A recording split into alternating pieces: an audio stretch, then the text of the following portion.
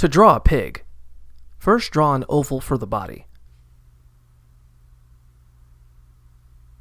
a circle for the head, and a rectangle for the snout. Then, draw the pig's legs extending down off the oval.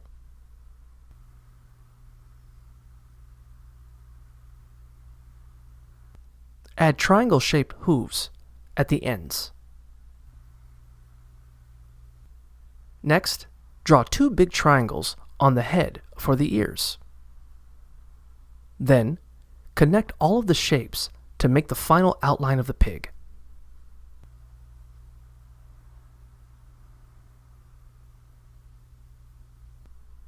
Finally, add the finishing details, like the pig's eyes, mouth, and tail.